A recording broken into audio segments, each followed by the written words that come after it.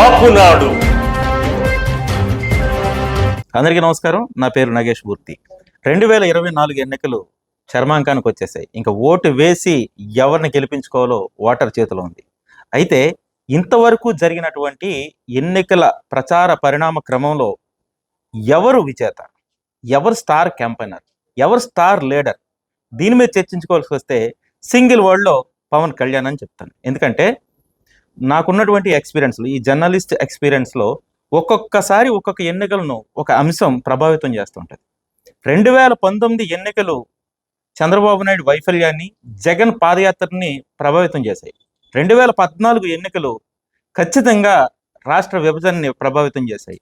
2009 ఎన్నికలు వైఎస్ రాజశేఖర రెడ్డి చరిష్మాను ప్రభావితం చేశాయి. 2004 ఎన్నికలు పాదయాత్రను, రాజశేఖర రెడ్డి పాదయాత్రను ప్రభావితం చేశాయి. అదేవిధంగా 1999 ఎన్నికలు చంద్రబాబు నాయుడు అడ్మినిస్ట్రేటివ్ స్కిల్స్ ప్రభావితం చేశాయి. ఇలా ఒక్కొక్క ఎన్నికల్లో ఒక్కొక్కటి ప్రభావితం చేస్తుంటుంది. మరి ఈ ఎన్నికల్లో ఒక పక్క నరేంద్ర మోడీ, మరో పక్క చంద్రబాబు నాయుడు, మరో పక్క జగన్మోహన్ రెడ్డి, ఇంకో పక్క పవన్ కళ్యాణ్, నలుగురు స్టార్ లీడర్స్ ఉన్నటువంటి ఈ ఎన్నికల్లో ఇందులో విన్నర్ ఎవరు ఎక్కువ మందిని ప్రభావితం చేశారు అంటే ఖచ్చితంగా పవర్ స్టార్ పవన్ కళ్యాణ్, జనసేన అధినేత పవన్ కళ్యాణ్ అనే చెప్తా. ఎందుకంటే దీనికి కొన్ని విషయాలను మనం విశ్లేషించుకుంటే కరెక్ట్గా తెలుస్తుంది. జగన్మోహన్ రెడ్డి ఎదుర్కొనేది చంద్రబాబు నాయుడు. అంటే తెలుగుదేశం పార్టీ ప్రధాన ప్రత్యర్థి పార్టీ, ప్రతిపక్ష పార్టీ కూడా.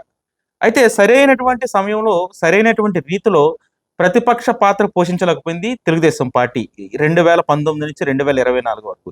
ఇది అక్షర సత్యం.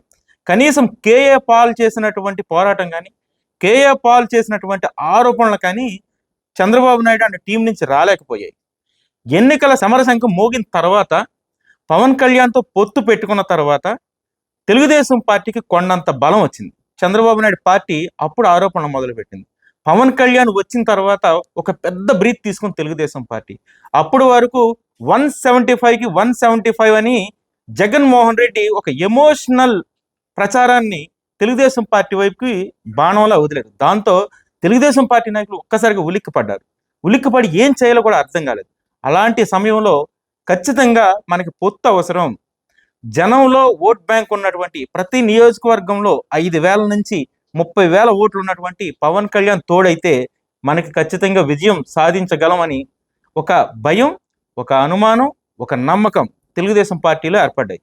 దీంతో తెలుగుదేశం పార్టీ పొత్తుకు వెళ్ళింది.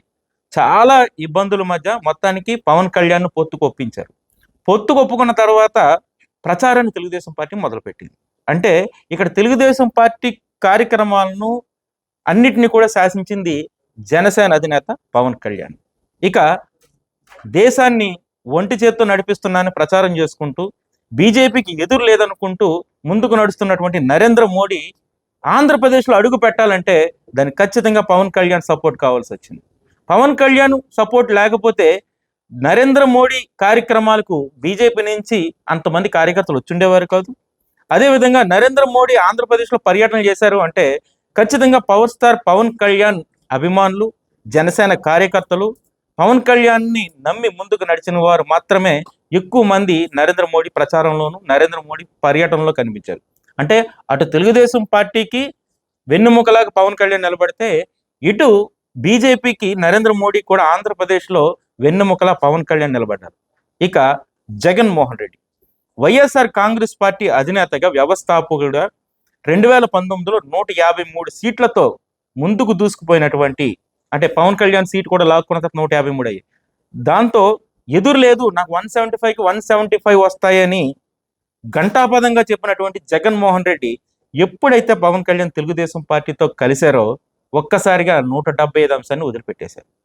ఇక నా కార్యక్రమాలు చూడండి, నన్ను చూడండి, దత్తపుత్రుని కాదని ప్రతి మీటింగ్లో కూడా, ప్రతి సమావేశంలో కూడా, ప్రతి బహిరంగ సభలో కూడా ఎక్కడైనా సరే పవన్ కళ్యాణ్ మాట లేకుండా జగన్మోహన్ రెడ్డి ప్రసంగం ముందుకు వెళ్ళలేదు. ఎందుకంటే పవన్ కళ్యాణ్ అంత ప్రభావితం చేశాడు వైఎస్ఆర్ కాంగ్రెస్ పార్టీ వాళ్ళని కూడా. చంద్రబాబు నాయుడిని కూడా విమర్శించలేనంత స్థాయిలో పవన్ కళ్యాణ్ విమర్శించారు. నరేంద్ర మోడీని ఒక్క మాట కూడా అనని నోళ్ళు పవన్ కళ్యాణ్ 100,000 నాలుకలతో 100,000 మాటలు అన్నారు. మన శత్రువు మనల్ని ఎక్కువ తలుచుకున్నాడు అంటే మనం అంత భయపెట్టినట్లు లెక్క. అలా పవన్ కళ్యాణ్ వైఎస్ఆర్ కాంగ్రెస్ పార్టీని కూడా ఈ ఎన్నికల్లో ఖచ్చితంగా భయపెట్టాడు. దీన్ని చాలా మంది ఒప్పుకున్నా ఒప్పుకోకపోయినా ఇది నిజం. ఇది ఈ ఎన్నికల ప్రచార సరళిలో కనిపించినటువంటి మన వాస్తవిక రూపం. ఖచ్చితంగా ఎవరు గెలుస్తారు, ఎవరు ఓడిపోతారు, పొత్తు గెలుస్తుందా, జగన్మోహన్ రెడ్డి గెలుస్తాడా, లేకపోతే ఎవరికి ఎన్ని సీట్లు వస్తాయి అనేది నేను ఇక్కడ ప్రస్తావించట్లేదు. కానీ ఈ ఎన్నికల్లో star leader, star campaigner, power star Pawan Kalyan అని అందరూ ఒప్పుకొని తీరాల్సిందే. Thank you.